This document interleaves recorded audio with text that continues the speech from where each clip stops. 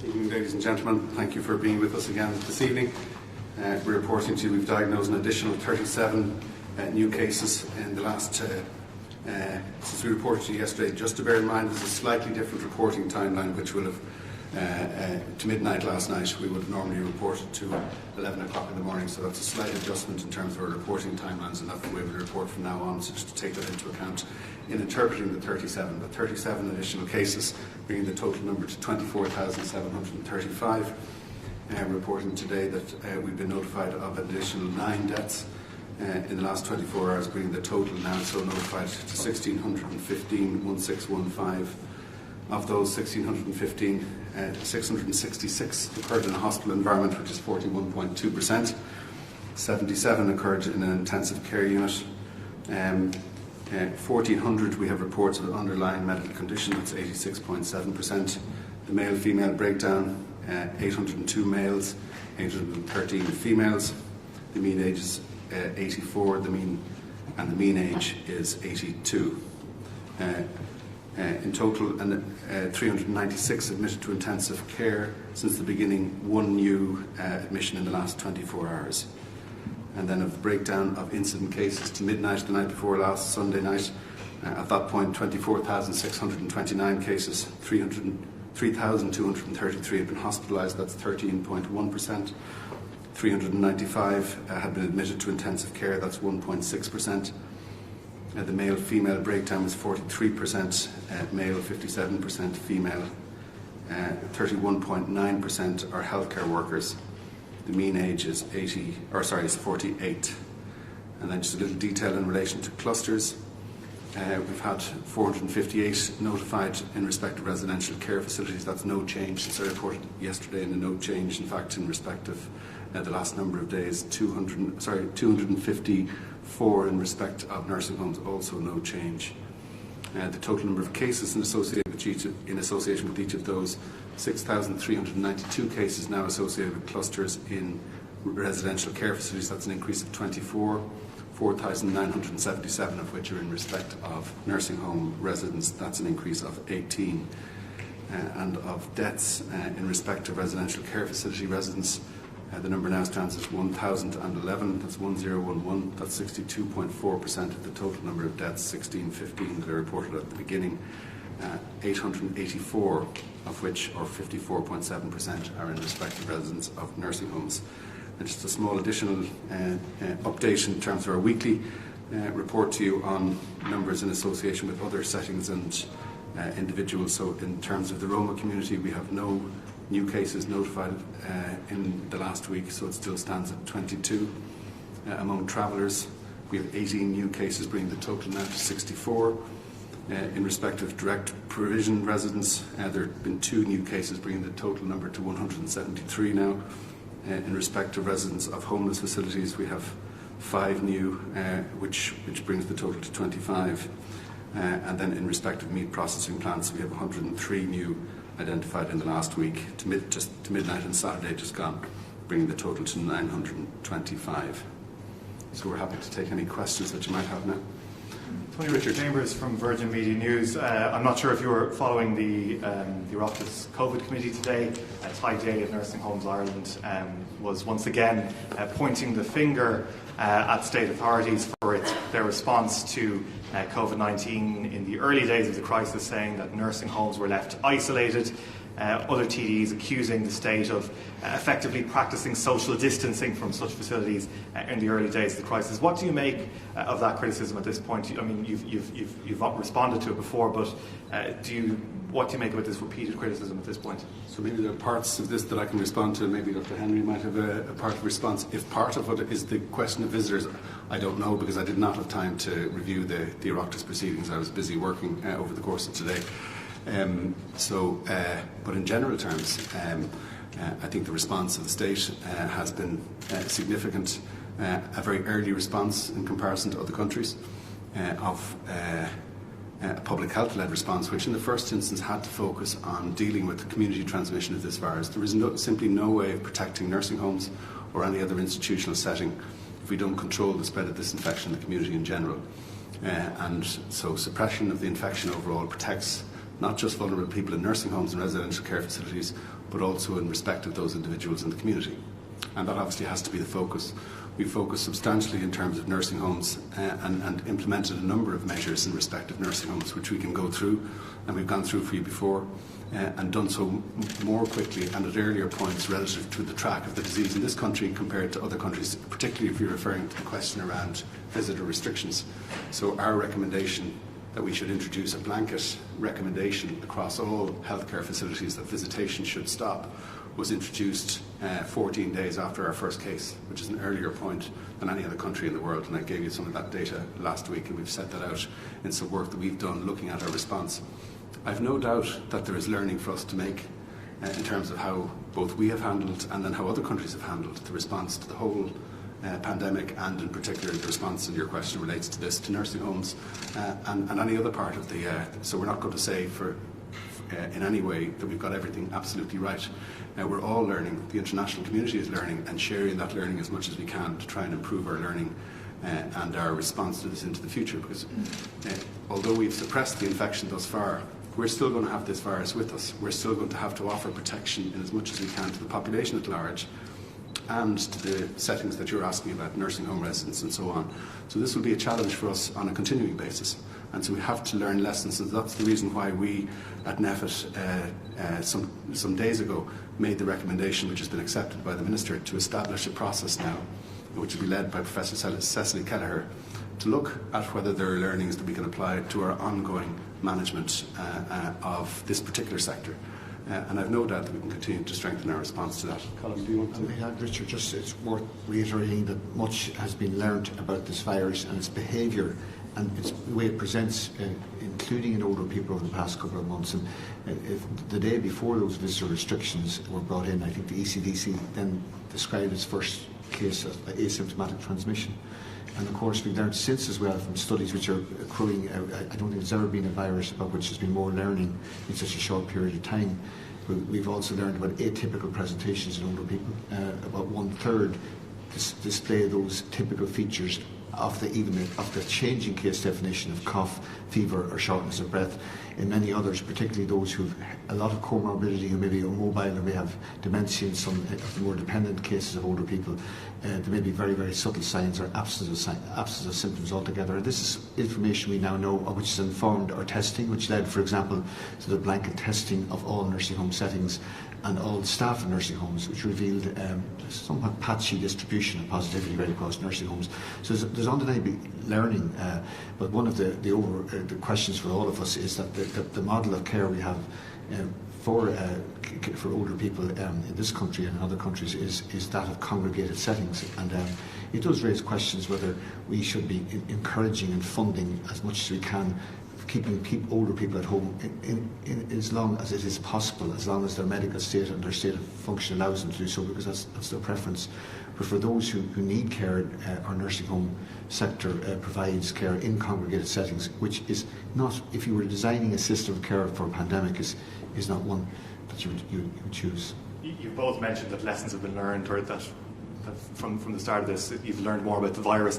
Given what you say about that, one of the points of contention the nursing homes raised again today was the fact that they say that people being discharged from acute hospitals back into nursing homes was a source of the problem in nursing homes. Given what you know now about the virus, particularly what you said, Colin, about the way that it presents in older people, they may be asymptomatic, would you have changed what you did in the early days if you knew then what you know now about how it presents in older people? So just not avoiding that question, I think it's important that we don't fall into the trap, and I'm not suggesting or ascribing this to anybody, that anybody today would say, I didn't hear any of these reports, I didn't hear Mr Daly today, either in the Oireachtas or the media. So I'm not saying that this is what was said, but that we move away from a language of blame and finger pointing. This is a highly transmissible virus, and it is much more easily to transmit than influenza. We have a substantial challenge every winter in this country. It varies winter to winter in the transmission of this infection in exactly these settings, affecting exactly this cohort of people who live in nursing homes, and protecting individuals isn't a question of blame or identifying the source of who is responsible. And I think that language, and I'm not suggesting it's your language, is unhelpful to the whole response that we have to have, which has to be about how we pull together as a country, has to be about solidarity and how we support each other. Lots of organisations involved in this response. Every organisation has things to learn. We could all, if you like, review on an ongoing basis how we have worked and to try and ensure that as we work individually, as we work together, we can continue to strengthen our response, to provide as much assurance as we can that everything is being done to protect, in particular, vulnerable people from the transmission of what is a highly transmissible virus. That's the reality. So I think it's unhelpful for people to talk about language or trying to find out who is responsible for bringing in infection. And I think, and I've said this before, I'm deeply uncomfortable with the circumstance whereby it is inferred by individuals that visitors, in particular, are responsible for the spread of this infection, because those are individuals. They know themselves who they are. They know the time periods that have been identified as being important. And we know, and we have the data here, that the spread through visitor people visiting nursing homes it doesn't provide an explanation for the extent of infection that's occurred in these settings. And these individuals are not responsible for that spread. And I'm concerned that there are individuals who may feel themselves as having a blame attaching to them for having visited a loved one in very understandable circumstances. And we know that that isn't true. Colin, did you want to? No, nothing to add. I just wanted to ask about turnaround times from referral for a swab to contact tracing. Is there any update on how quickly that's been carried out? Yeah, we said in our plan, it was agreed that by the week beginning May 19th, we would have a turnaround time for 3 days from the point at which the test was ordered, contact tracing in 90% of cases. Of course, it's lower for that, and we've achieved that aim. It's lower for that for negative tests, and negative tests now comprise 98% of all tests, because our positivity rate has really collapsed, as we've seen, I suppose, a success in the measures that were brought in March 27th. So we've gone down from a peak of what was at once 25% positivity rate, albeit of a low number of tests, to 2%, which is, if not extinguished, it's virtually extinguished, thankfully, at this point in time. So the turnaround times for the great majority are 1 or 2 days, because the great majority of the negative tests. For positives, there's automated transfer or loading up of all that information straight onto the contact tracing management program, which instigates and completes the contact tracing that same day or the following day. There's a subset, as I've said before, of contact tracing that is more complex, associated with outbreaks, and we've seen some of those difficulties over the past week that do sometimes take longer depending on the situation.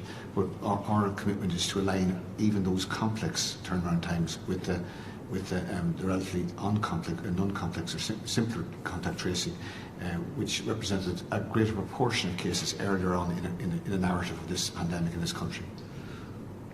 Okay. Thanks, Richard. Hey, good evening. Ian Begley from the Irish Daily Mail. Just in relation to meat processing plants, you stated there that there have been 103 new cases identified in the past week and 925 in total. But can I ask how many on-site inspections have taken place so far? I don't have that data. We can get it for you, but I don't have that data. And is this data, is it confidential, like a lot of TDs have and ministers have stated in the Dáil that they just can't get access to it, but is that something that you'd be confident? You're talking about visits done by the Health and Safety Authority? Yeah. So we can find that out for you, but the Health and Safety Authority doesn't work under the aegis of the Department of Health, so I don't have that data readily to hand. We can find out. It's worth adding that each of those outbreaks are managed by the local public health departments, depending on the number of cases, depending on the layout of each workplace facility, and of course how people live, because we know transmission is as likely, if not more likely, to be community rather than workplace. And in some cases they've instigated mass testing, and others to be more selective. So each of those outbreaks has been managed by a public health department. But you're confident that these inspections are taking place? Well, inspection, what I mean by inspection there is an outbreak management of a public health department, which are on top of each of those. Each of those outbreaks has been actively managed, from testing to isolation to contact tracing, by our public health departments. And would they be announced or unannounced? An outbreak management is managed by public health departments. They're afforded the status of medical officers of health, which affords them great powers in outbreak management. But if the interest in the line of questioning is in relation to the role and the conduct of the Health and Safety Authority, you could direct your questions to them. We can find that out for you for tomorrow. But if you have questions this evening, you can direct them to the Health and Safety Authority. Okay, that's right. Yeah. Thanks, Neil. Yeah. Hi, good evening. Just back to the nursing homes. You say there we have to learn from what we did get wrong. So we accept there was failings in the response there, do we? Well, what I'm saying is we're learning lessons all the time. It's about the virus, it's about our response. And as Colin has said, we know a lot more about this virus and how it's transmitted now.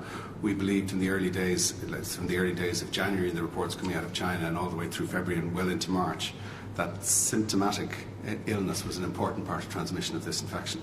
We now know that's not the only explanation. We now know the significant amount of asymptomatic transmission, and we know that there's quite an amount of atypical or unusual, if you like, symptoms in exactly the cohort of people in these settings. And so relying on symptomatology in the way that we would have done in the earlier parts, we know we don't do that any longer. But that's a learning, if you like, that the world has gained from experience of this. Except that there was failings in the response, the national response, if you like, to the nursing homes. Say again, sorry?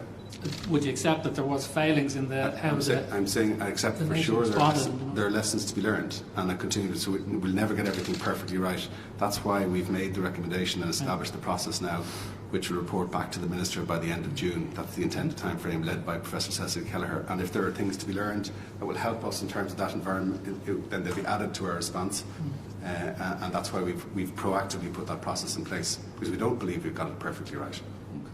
I know you said you hadn't seen the evidence in the dog committee today. It did paint quite a chaotic picture of nursing homes trying to access PPE and overalls from painters and various things like that. I mean, is one of the things that might be learned that should the Department of Health and HSE gone in earlier and taken control of that situation?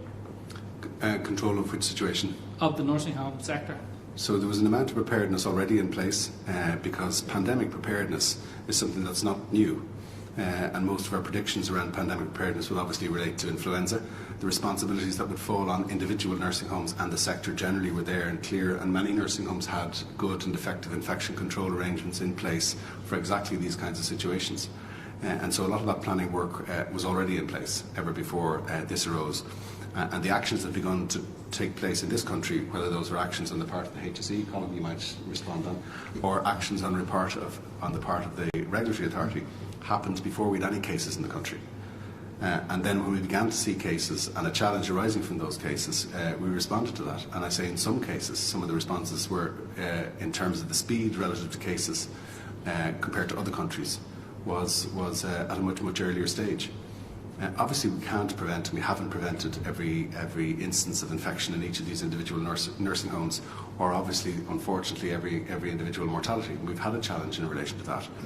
But we have put a very significant amount of work into understanding the pattern of mortality in this country through, among other things, a census of mortality in exactly this sector, as well as putting an arrangement in place to do a significant testing programme. Both of these two things are without either any or significant precedent internationally. So we have a very good understanding of mortality in this country and the whole experience. And we think that our mortality compared to other countries in Europe, considering in particular that we're reporting from all of these and we're reporting all probable deaths, and we've said that for some time. Many other countries are not reporting deaths from this sector. Many other countries in Europe are not reporting probable cases. And we think that the population level mortality rates in this country are better than many other countries in Europe, the great majority of countries in Europe, in fact. Can I just add, just in case there's any misperception out there, there's been a huge diversion of resources to nursing home sector, both public and private. For private nursing homes alone, we've now provided in excess of €27 million worth of PPE, and it's over 11,500 deliveries.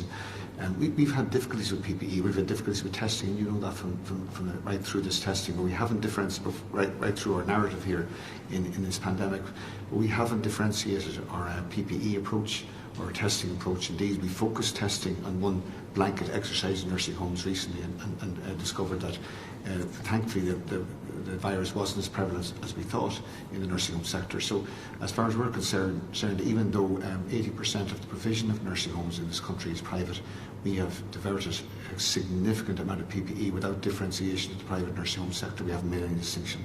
Okay, and just finally, HICWA said it submitted a list of nursing homes that would have been at risk given previous experience of infection control to the Department of Health in February or March. Was any action taken on foot of that list? So that information would have been available in particular to the HSE in informing its response in relation to nursing homes. There would always be, if you like, a set of given that HICWA regulates right across the sector, centres that are of greater concern to at a point in time. That information would be shared and was shared on a continuing basis with the HSE to ensure that the operational response to the challenges of the nursing homes was reflective of exactly that information. Is there any data available in relation to mortality in the nursing homes on that list? On the issue of nursing homes, we can tell you that there were of the 582 nursing homes, at its peak we had 85 odd that were a significant concern to us and were getting significant interventions. That's down to about 8 or 9 now. Our measures not just included PPE but also staff. As you know, we at one stage we had 490 staff redeployed not just to public and private nursing homes, and a proportion of those went to private nursing homes. In terms of mortality differentiation, for the whole range of residential care facilities, about one-fifth of those have been in the HSE public sector, and that more or less is aligned with the public-private breakdown between both. Okay, thank you. Thanks, Neil. New Authority agus TG Cahar just cash than Dr. Colm Henry. Dus just mas féidir leat fragwer a hort ar an méid a dúrach ag an gcuiste maidir na Covid in ide ag an neáfaí go rá cuman tí alternis na hairan a lurig PPE ar galore am dí bhí an mórta. Well, this saging ag awag siar inis hí an chaidragan a bristeach sna tí alternis agus is cúis brónach dúine ilig go bhfuirméid daoine bás sna seaachnaí hátanis. Ach tá bhfuil chuir ar méid ragan inis, tá bhfuil chuir ar méid an nóthir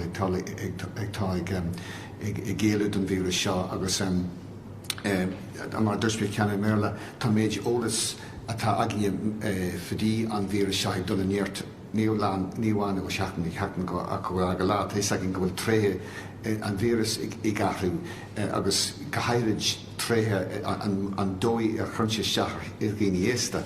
Níos minic na bhairt ní bhíon na háirí chéanna achasan mar bhíon ag daoine óga, ní bhíon na cóirí chéanna achasan agus dúir sin táid ag díú tastáil ar an airnáil seochanis níos mó na riú agus tá an méid sin an choras tastáil mar dúspé cena tá sé chuir gríic níos snatí alnis sa dóis go isagin nach bhfuil ach hat fan tíú nó cafi fin géad den phobal ag phobal gitsin phobal indigsan tí an háis goróin an vírus agasan. Ach mar dúir cena tá tlachtaí agan inis agus tá isagin go caiimid an choras tastála a gíú ar an airnáil príomháide go hairid agus go isagin níos mó ná riú go bhfuil tré fiile ag daoine éasta maidir sa vírus seo sa dói is nach mé is ag doctor in a baltrí go héasca go bhfuil an siad búlta leis an vírus seo. Can I just ask this question generally in English, and if Dr. Henry can answer it in Irish as well as part of it. A couple of weeks ago, HICWA were saying that you needed to investigate the possibilities of opening up nursing homes sooner for visitors. And I've been dealing with a group of women who say they've written several letters to NEFIT asking to be allowed to bring people out individually from the homes to sit in gardens at a distance and all this kind of thing. So they've asked me to ask you, what is your stance on this kind of visiting outdoors for relatively okay patients who, you know, there's a danger that they could, to use an awful phrase, die of loneliness in the interim? What I'd say in general terms, we're very sensitive to that issue, first of all. It's one of the reasons why, if I go back to the beginning, we were reluctant to see a blanket restriction on visiting into facilities, particularly nursing home facilities, which is essentially cutting people off from their loved ones who live in these facilities, and introducing that any earlier than it was needed, which is the reason why we waited until the point at which we made that blanket recommendation back on the 12th, I think, of March it was. And we knew that that arrangement might have to be in place for an extended period of time, and so it has turned out to be. But we are looking on an ongoing basis at the question as to whether we would be able to do something to ease exactly that. It has been identified for phase 3, the date of which I think is if my calculations are right, the 29th of June, something around then, towards the end of June. But we're looking at that as a question.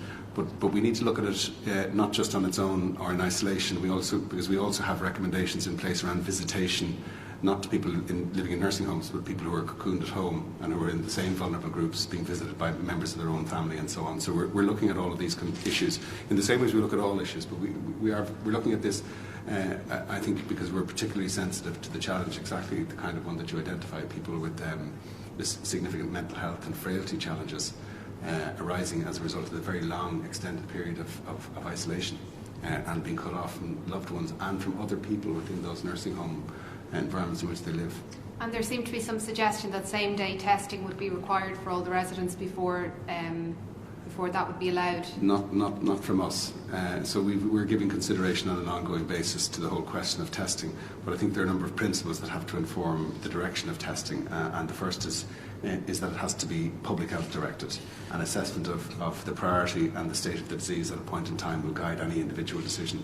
And for the most part, we don't think that sort of blanket arrangements in terms of testing will necessarily, if that forms part of it at a point in time, that's something that could arise.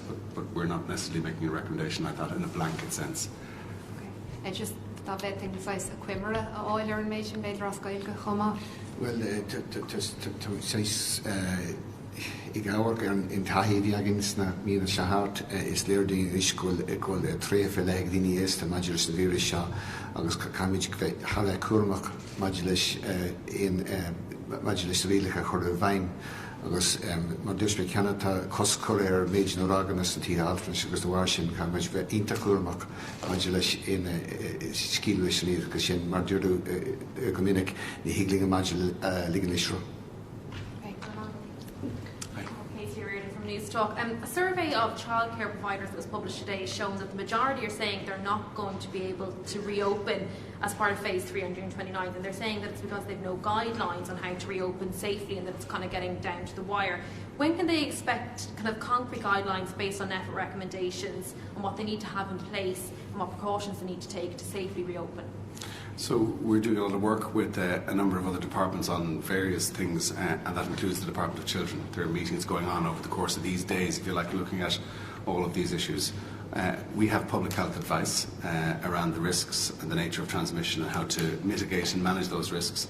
The Department of Children have the responsibility for operating the arrangements and the schemes and so on, and we're trying to find a means of ensuring us at the right time being in a position as a country to be able to provide in as safe a way as we can, recognising that we can have no zero risk here. There will always be a risk of transmission of this infection so long as we have the virus in the community or in the population or in the country or in the world. So we have to recognise that. So we are working with the Department of Children to try to identify what can be done to try to ensure that we can recommence the provision of childcare services in a way that manages that risk as well as possible. And colleagues in the Health Protection Surveillance Centre in terms of guidance, as well as officials in the Department of Children, are working on exactly that, and there'll be ongoing work on that, and when we think the right time is, we'll be in a position to set that out. Sorry, just for clarity though, like they are told on the 29th they can start a phased reopening, so when can they maybe expect kind of a heads up of what they need to have in place to be ready to go on that day? So the majority are saying that they're not going to be able to open and parents are not going to be able to return to work. No, I understand. We understand the implications and we're sensitive to it. When we have the details worked out, the Department of Children will be the ones then in a situation where they give, if you like, the appropriate guidance and advance notice to the various providers as to what arrangements might need to be in place for a phased recommencement, which, as you rightly say, is identified in the National Plan for the 29th of June. I'm Michelle Hancy from the Journal Daily. Just to come back to the issue of nursing homes, we heard at the Oireachtas Committee today from Finn Quinn, the CEO of HICWA, that the HSE did not know the nursing home sector, and those are his words, as he pointed out that 80% of nursing homes are privately operated. So how big a factor was this in the challenges in that sector, and what learnings do you think there are here specifically in relation to the high levels of privately operated nursing homes in the sector? Well, I didn't hear Phil Quinn say that, but I might take it from what the quote there, which I'm sure is selecting out of a longer quotation, that what he means is that we don't have a direct input into their care. They're private nursing homes after all, and this is, as I mentioned earlier to one of your colleagues here, this is the model of care we have for older people who need nursing care in this country. It does, I've no doubt, and I know from direct experience in my own work, that the care provided in nursing homes is usually of a very good quality, and there's GPs and nurses there who accrued a huge amount of experience over the years, and specialist experience in dealing with people who have chronic disease, sometimes in dementia, immobility and end-of-life issues.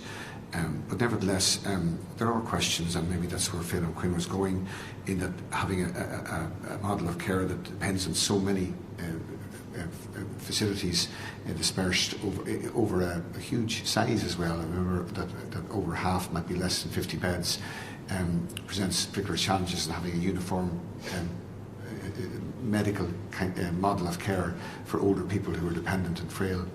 But I'm not taking away from the excellent care I've often witnessed in nursing home settings or private nursing home settings provided by GPs and nurses who are often very familiar with the patients over a number of years. But as I say, I can't comment what Phelan was saying directly, but taking from your quote, I would take from that he means that we don't have a direct insight or input into the care there. Okay. And another question then, just a follow-up on visitors going back into nursing homes or some kind of arrangement whereby the residents could see their families. Can I take it then, or would it be fair to say that it's not likely that there would be visitors allowed back in, or that residents would be able to see their families before phase 3, 29th of June? I wouldn't take that as we're looking to see if there's something we can do in that. We're trying to be, if I can use the word, creative about how we might, because we're really sensitive to the impact that this has had on individuals, even more so than I think we would have been at the beginning. We know that this has been a very significant challenge for people living in these settings, the impact that it's had on their mental health. And these are people who are at an advanced age in life, and they're being cut off for extended periods of time from families. And then the challenge that has in maintaining not just their mental health, but their physical health and mobility. And that has a challenge in terms of their ongoing frailty and the pace at which that happens. So we're concerned about that. You said yesterday that it's likely that we will see clusters again as the country begins to reopen, and that's something that we should expect. Doesn't necessarily mean that we're failing or that we're going in the wrong direction. And you mentioned schools as a possible example where we might see this in the future. Now, we're obviously a long way off schools reopening and children going back into them, but can you tell us what would be the plan in those situations if there was an outbreak in a school? Would we go back to the days of seeing just at a local level that one school closed down? If that was the right response at a point in time, then that might be the response exactly.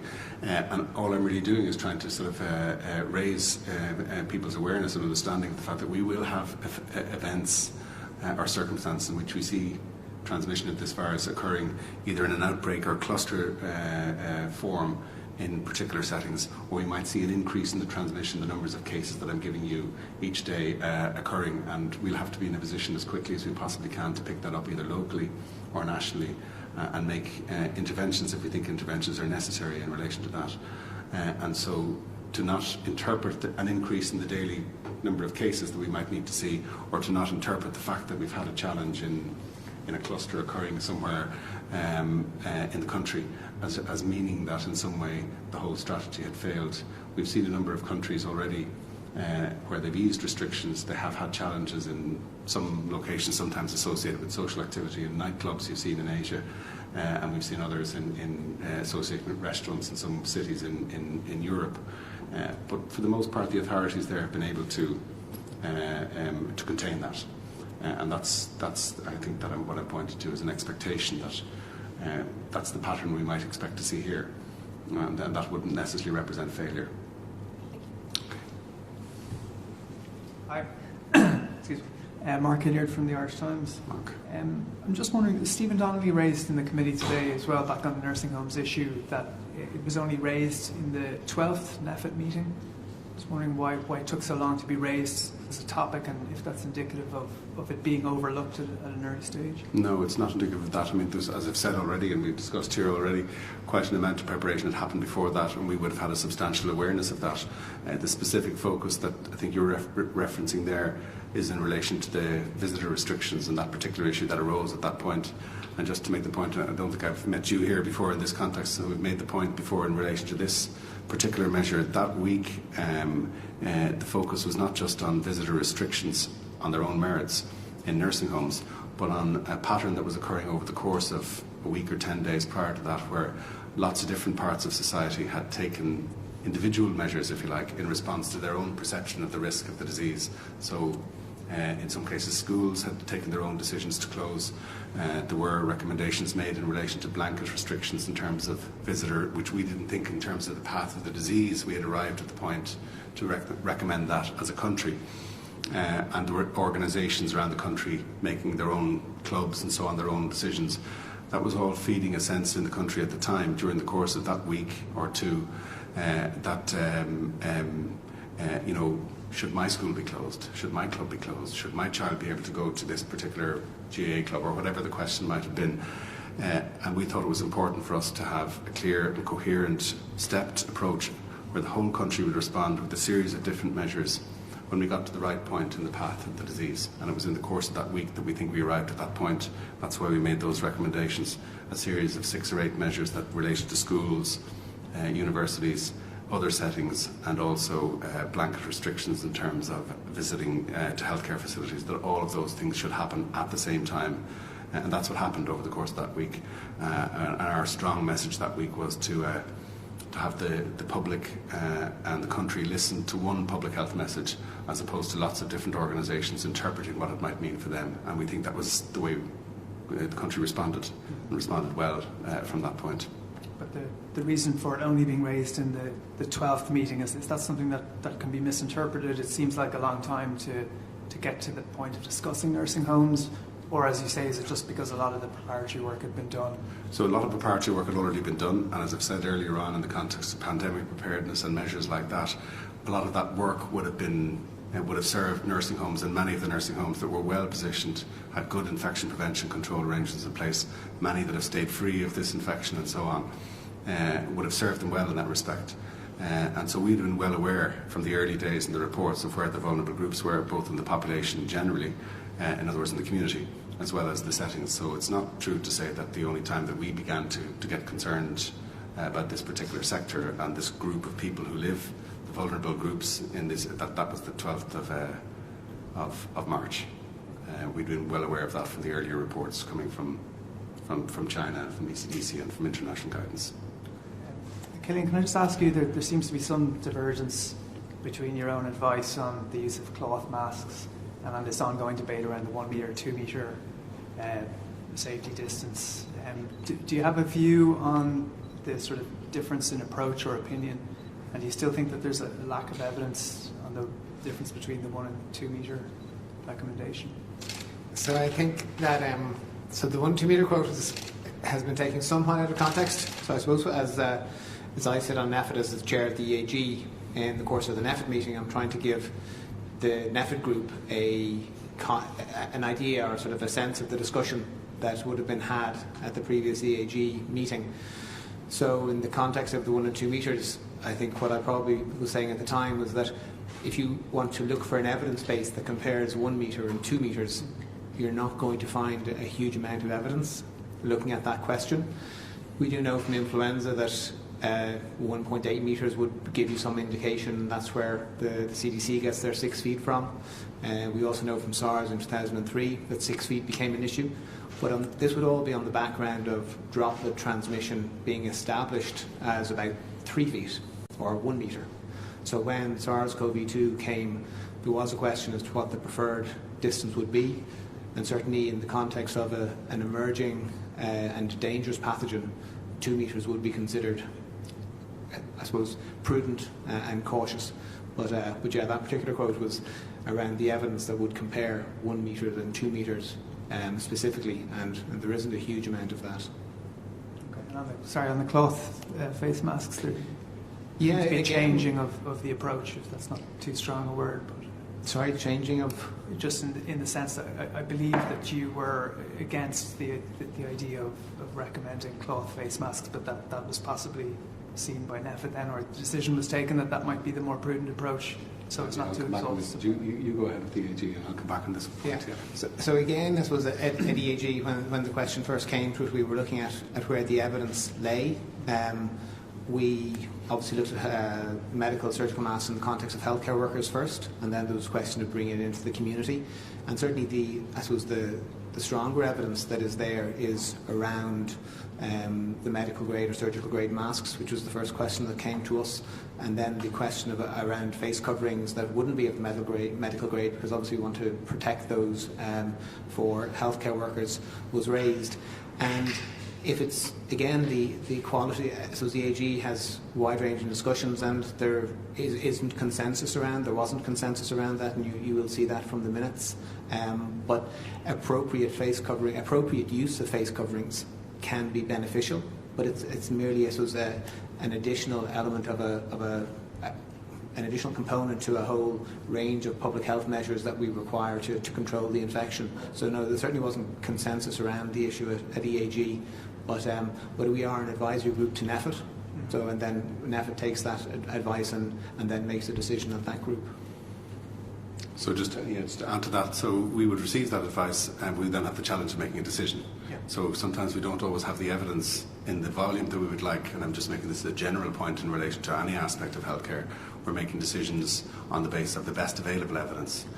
We're talking here about a new disease around which there is very little trial information around the very specific questions related to the transmission of this disease and the factors. And so we're then inferring from exactly the kinds of evidence that Cillian is talking about in terms of droplet transmission or the world's experience with flu, which has its own risks because this is not flu and it is different to flu. And it's much more transmissible, and there are other important differences in terms of severity and background immunity and all of that. We take all of these things into account in having to make a decision. And if you like, what I would say is that absence of evidence is not evidence of absence. In other words, simply because there isn't a piece of evidence there, it's not the same as saying it has been studied and shown to not be a factor. So those are two totally different situations. So for the most part, most of the studies, if you take the face covering example, will have been done with medical grade masks in healthcare environments, in healthcare staff. To try to then infer that into the community is a challenge. But we follow, I think, and we discussed this, the precautionary principle. And one of the challenges that I think we have, and there is a concern about this, so if the expert advisory group came with a consensus view around face coverings and the evidence, I think we would know that there hadn't been a sufficient debate, because we couldn't have scientific consensus around something where the evidence is so equivocal and so limited. We still have the challenge of having to make a decision. So we take all of those different factors into account. We also take into account that in reality, in the public, there's already a substantial amount of mask wearing on a voluntary basis by individuals who've managed to either make or source their own. And much of that mask wearing might not conform to what we think is the safe and appropriate way to wear masks. So we think it's really important that people, they see the wearing of a face covering as an additional hygiene measure, and then that they use them properly. Because if they're not used properly, and the evidence is clear about this, if they're not used properly, it can actually increase the risk of transmission. If you're handling it inappropriately, it can increase the transmission to your hands, and if you don't wash hands properly and so on. And we're also concerned about the fact that the use of face coverings may be seen as some kind of, and we've said this before, a magic shield that will protect people in all circumstances and allow them to disregard all the other important parts of public health advice. So we're really clear it's only an additional measure to all the other measures. The evidence in relation to them is not very strong, which is why we don't make them mandatory. We think that they should be mandated, and we think it's really important that people inform themselves about the safe use of those. And then there will be ongoing studies, I've no doubt, internationally that will report on the impact and the use of face coverings and the extent to which they can help to reduce or impact transmission of this virus. And we'll take all that evidence into account as and when it becomes available. Okay, thank you. Thanks, Mark. A couple of quick bits. King's College London releasing research today on the long-term impacts of coronavirus, that in a small but significant number of patients they can go on to have often quite severe symptoms for a number of months after they contract the virus, stuff like strange pains, lung scarring, headaches, lethargy. Is there any sort of impact assessment being done here on sort of longer term impacts of this, and how long patients may be suffering from the impact of this? Mike, it's really very early. We've heard not just through the questions today, but through virtually every press conference here, the same theme for all of us is this is a journey of learning, and to talk about without sounding dismissive, to talk about the long-term impact of the disease. It's really very early for us to say that. I have no doubt that we see in similar viruses, influenza, or otherwise killing may want to come in. We see a small section of people who have more chronic symptoms after, but as regards looking at our own experience here, we have seen some encouraging information that well over 80% of the people who've contracted the virus have now recovered in the community, and a smaller proportion, additional proportion from hospital. As to whether they've any residual symptoms or not, we haven't carried out any studies here, and certainly we'd be leaning into any international experience such as the study you refer to. Just one more then. The UK's largest COVID-19 tracking project has said that the Cheltenham Festival and Liverpool's Champions League game against Atletico very probably caused increased suffering and death by being allowed to take place in March. I know people have asked in here before about Cheltenham and the returning visitors from here. Do we have any information or data, or is that a hypothesis you'd go along with, that the Cheltenham Festival and holding these major sporting events, allowing them to go ahead in March, even when we knew about the threat of this virus, it may well have had a major impact on how it's affected people both in the UK and in Ireland? Well, countries introduce different restrictions in terms of mass gathering events at different times. We introduced mass gathering restrictions in here in this country at a relatively early time. We made specific recommendations around a couple, in particular, as you know, the Italian rugby match and the St. Patrick's Day parade.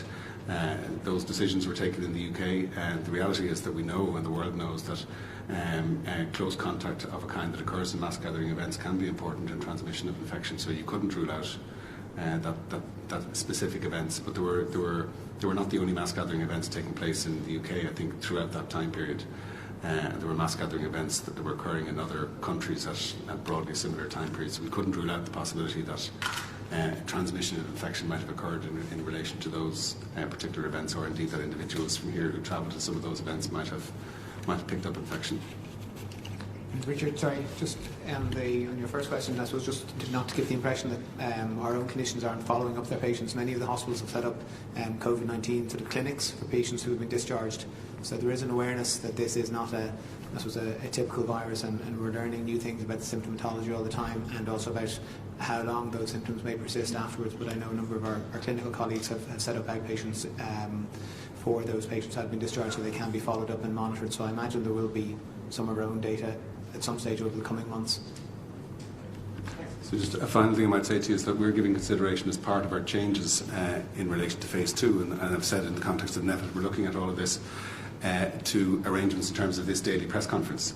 And it'll be in the event that we believe we are ready to move on at the end of phase 2, and we're too early to make that prediction. We can't make that assessment this week. It'll be an assessment we make towards the end of next week, that as part of all of this we might move back to a twice weekly press conference in the evening rather than a daily press conference, which I know will be a source of major disappointment to you. But okay. Thank you.